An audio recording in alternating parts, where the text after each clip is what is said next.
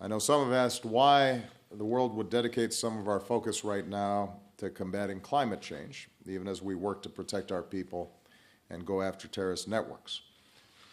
The reason is because this one trend, climate change, affects all trends. If we let the world keep warming as fast as it is, and sea levels rising as fast as they are, and weather patterns keep shifting in more unexpected ways, then before long we are going to have to devote more and more and more of our economic and military resources not to growing opportunity for our people, but to adapting to the various consequences of a changing planet. This is an economic and security imperative that we have to tackle now. And great nations can handle a lot at once. America is already leading on many issues, and climate is no different. We've made significant progress at home, increasing production of clean energy, working to reduce emissions, while our businesses have kept creating jobs for 68 straight months. And we've been able to lower our unemployment rate to 5% in the process.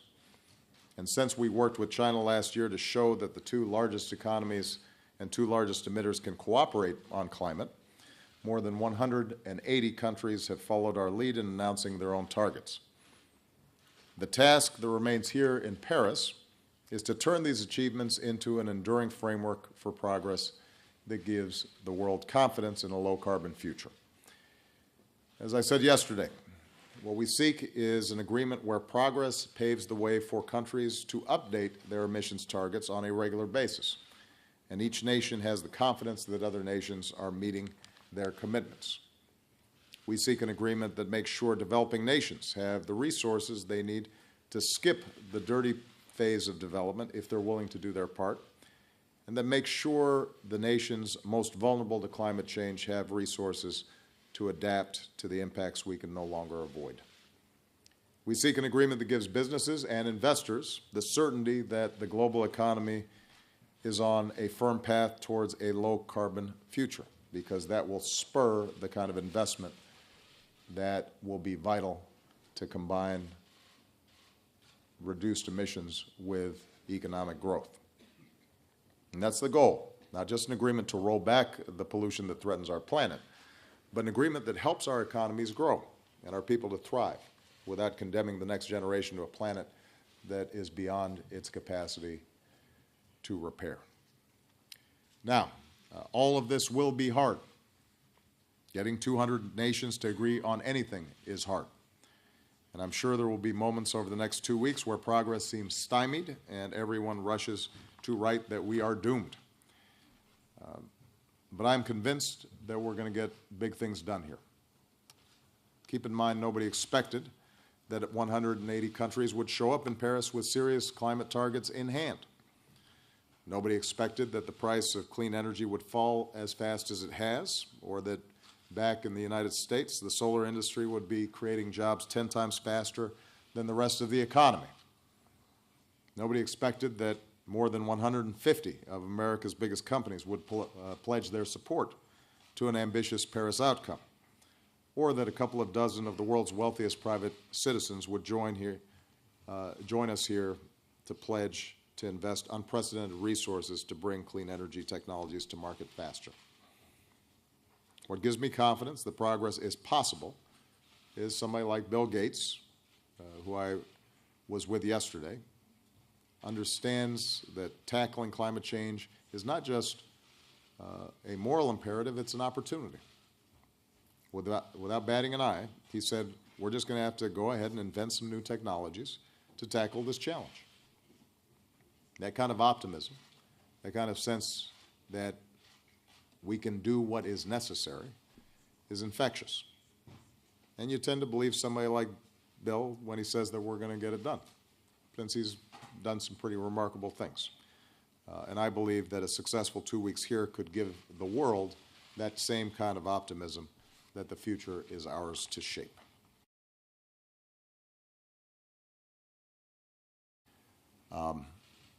With respect to climate and what's taking place here. I don't want to get ahead of ourselves. We still need a Paris Agreement.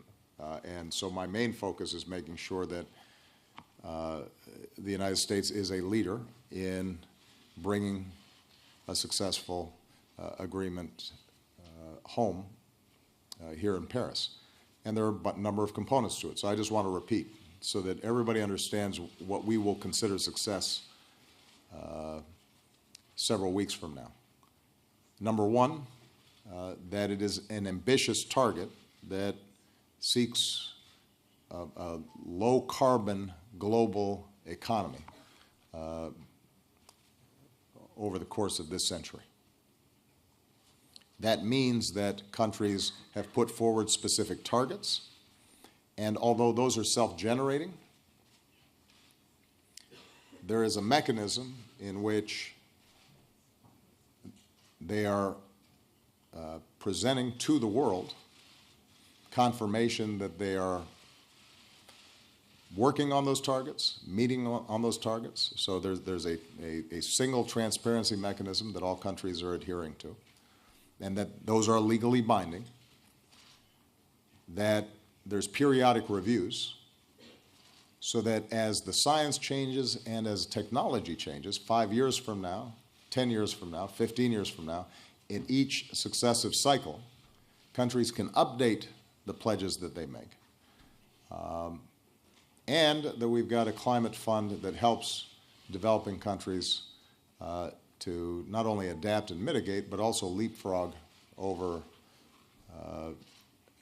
dirty power generation in favor of clean energy. And if we hit those targets, then we will have been successful.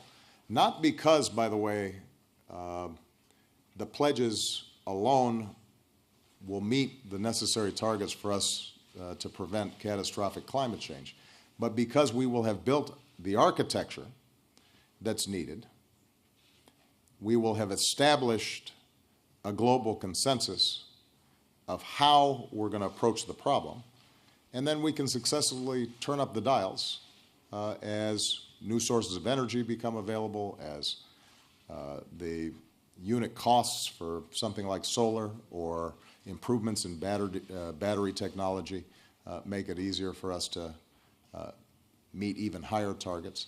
And systematically, we can drive down carbon emissions and the pace of climate change over the course of several decades.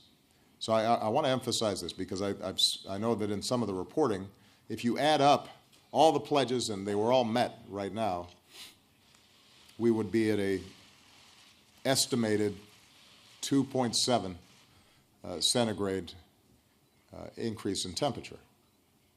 That's too high. We wanted to get 2 centigrade or even lower than that. But if we have these periodic reviews built in, what I believe will happen is that by sending that signal to researchers and scientists and investors and entrepreneurs and venture funds, we'll actually start hitting these targets faster than we expected. And we can be even more ambitious.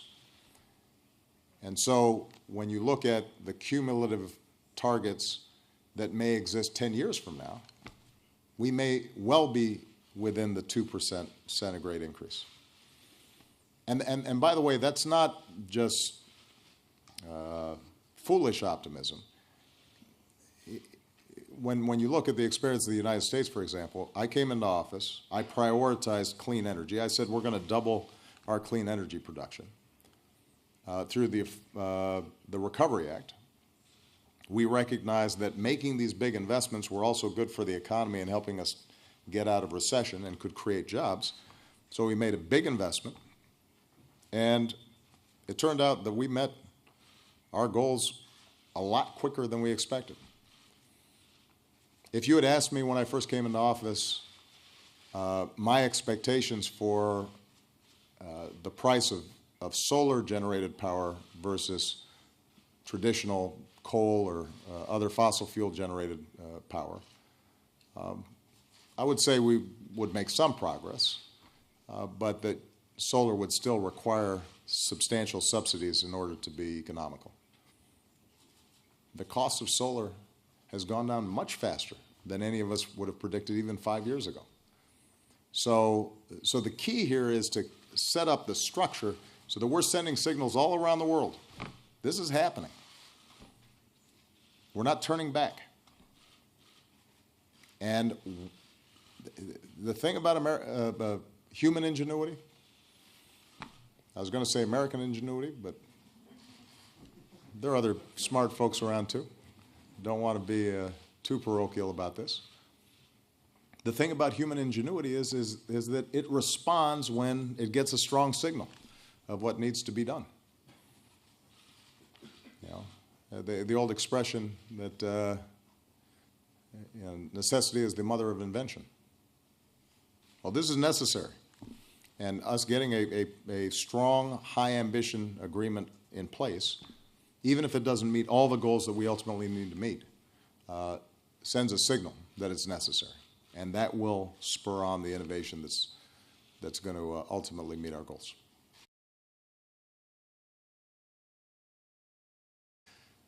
On the issue of the Climate Fund, we already engage in assistance to countries for adaptation, mitigation, sharing technology that can help them meet their energy needs in a clean way.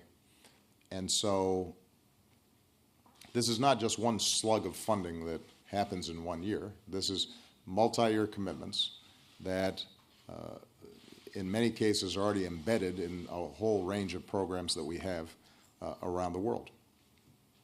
And my expectation is that we will absolutely be able to meet our commitments. This is part of American leadership, by the way. And this is part of the debate that we have to have in the United States more frequently. For some reason, too often in Washington, American leadership is defined by whether or not we're sending troops somewhere. And that's the sole definition of leadership. And part of what I've been trying to describe during the course of my presidency is that where we make the most impact, and where, by the way, we strengthen our relationships and influence the most, is when we are helping to organize the world around a particular problem. Now, because we're the largest country, because we have the most powerful military, we should welcome the fact that we're going to do more. And oftentimes we're going to do it first. So during the Ebola response, other countries could not respond until we had set up the infrastructure to allow other countries to respond, and until we had made the call and showed that we were going to make that investment. The same was true with respect to making sure that Iran didn't get a nuclear weapon.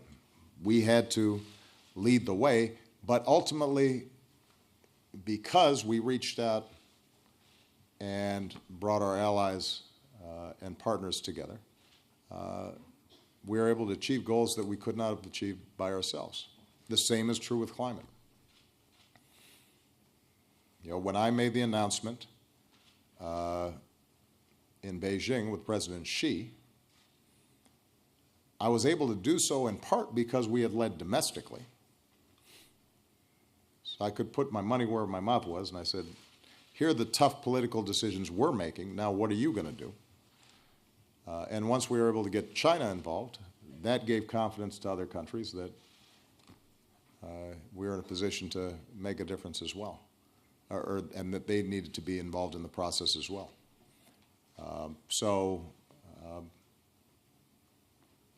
Whether it's organizing the coalition that's fighting ISIL or dealing with climate change, our role is central, but on large international issues like this, it's not going to be sufficient. At least not if we want it to take, if we want it to sustain itself. We've got to have partners. And that's the kind of leadership that we should aspire to.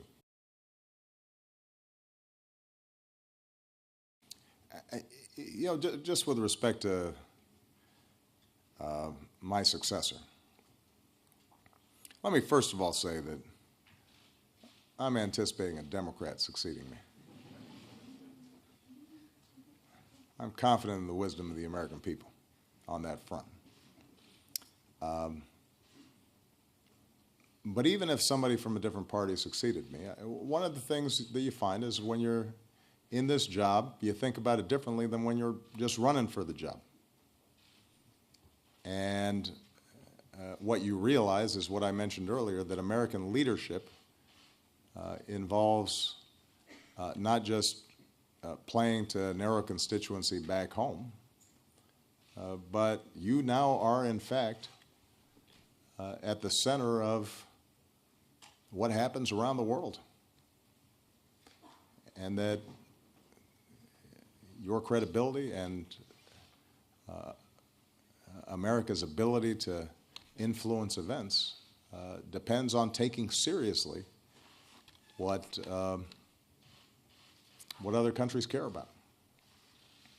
Now, the fact of the matter is there's a reason why you have the largest gathering of world leaders probably in human history here in Paris. Everybody else has taken climate change really seriously. They think it's a really big problem. It spans political parties. I mean, you travel around Europe and you talk to leaders of governments and the opposition, and they are arguing about a whole bunch of things. One thing they're not arguing about is whether the science of climate change is real and whether or not we have to do something about it. So whoever is the next president of the United States, if they come in and they suggest somehow that global consensus, not just 99.5% of scientists and experts, but 99% of world leaders think this is really important. I think the President of the United States is going to need to think this is really important. And that's why it's important for us to not project what's being said on a campaign trail, but to do what's right and make the case. And I would note that the American people, I think in the most recent survey, 2/3 of them said America should be a signatory to any agreement that emerges that is actually addressing climate change in a serious way. So the good news is the politics inside the United States is changing as well. You know, sometimes it may be hard for Republicans to support something that I'm doing, but you know, that's more a matter of, you know, the games Washington plays. And that's why I think people should be confident that we'll meet our commitments on this.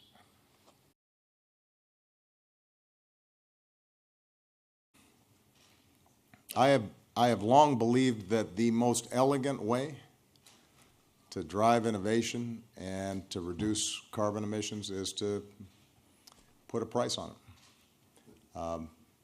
This is a classic market failure, right? If you open up a Econ 101 textbook, it'll say, you know, the market's very good about determining prices and allocating capital towards its most productive use, except there's certain externalities. There's certain things that the market just doesn't count. It doesn't price, at least not on its own. Clean air is an example. Clean water, or the converse, dirty water, dirty air. In this case, the carbons that are being sent up that originally we didn't have the science to fully understand, we do now. And if that's the case, if you put a price on it, then the entire market would respond.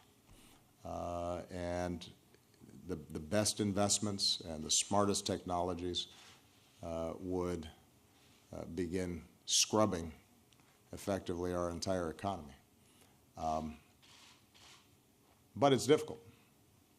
And so, you know, I think that as the science around climate change is more accepted, as people start realizing that even today, you can put a price on the damage that climate change is doing. You know, you go down to Miami, and when it's flooding at high tide on a sunny day, and fish are swimming through the middle of the streets, you know, there's a cost to that. Insurance companies already are beginning to realize that in terms of how they price risk. And the more the market on its own starts putting a price on it because of risk, it may be that the politics around setting up a cap and trade system, for example, shifts as well. Obviously, I'm not under any illusion that this Congress will impose something like that. But it is worth remembering that it was conservatives and Republicans and center-right think tanks that originally figured out this was a smarter way to deal with pollution than a command and control system. And it was folks like George H.W. Bush and his EPA that effectively marshaled this approach to deal with acid rain. We ended up solving it a lot faster, a lot cheaper than anybody had anticipated. And I guess more than anything, that's the main message I want to send here, is climate change is a massive problem. It is a generational problem. It's a problem that, by definition, is just about the hardest thing for any political system to absorb, because the effects are gradual, they're diffuse, people don't feel it immediately, and so there's not a lot of constituency pressure on politicians to do something about it right away. It kind of creeps up on you. You got the problem of the commons, and you know, you got to get everybody doing it, because if just one nation is helping but the other nations aren't doing it, then it doesn't do any good. So you have this huge coordination problem and the danger of free riders. So on all these dimensions, it's hard to come up with a tougher problem than climate change, or a more consequential problem.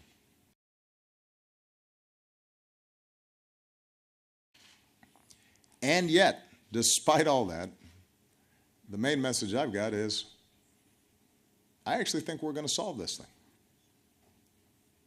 If you had said to people as recently as 2 years ago that we'd have 180 countries showing up in Paris with pretty ambitious targets for carbon reduction, most people would have said, you're crazy, that's a pipe dream. And yet here we are. That's already happened. Before the agreement's even signed, that's already happened. As I said earlier, if you had told folks what the cost of generating solar energy would be today relative to what it was 5 years ago, people would have said, not a chance. And with relatively modest inputs, that's already happening. I mean, imagine if we're starting to put more R&D dollars into it, which is why the mission innovation announcement was so significant. The biggest countries, the most prosperous countries, doubling their R&D, but then you've also got Bill Gates and other extraordinarily wealthy individuals saying we're going to put our money into this. I'm optimistic. I think we're going to solve it. I think the issue is just going to be the pace and how much damage is done before we are able to fully apply the brakes. And in some ways, it's akin to the problem of terrorism and ISIL. In the immediate aftermath of a terrible attack like happened here in Paris, sometimes it's natural for people to despair. But Look at Paris. You can't tear down Paris because of the demented actions of a handful of individuals. The beauty, the joy, the life, the culture, the people, the diversity, that's going to win out every time. So we have to be steady in applying pressure to the problem. We have to keep on going at it. We have to see what works. When something doesn't work, we have to change our approach. But most of all, we have to push away fear and have confidence that human innovation, our values, our judgment, our solidarity, it will win out. And I guess I've been at this long enough where I have some cause for confidence. Yeah, we went, what, a month and a half, where people were pretty sure that Ebola was going to kill us all. Well, nobody asked me about it anymore. And although, we still see flickers of it in West Africa, we set up an entire global health security agenda, part of American leadership, to deal not only with Ebola, but to deal with the possibility of future pandemics. It's not easy. It takes time. And when you're in the midst of it, it's frightening. But it's solvable. All right? With that, I'm going to go home. Vive la France. Thank you very much.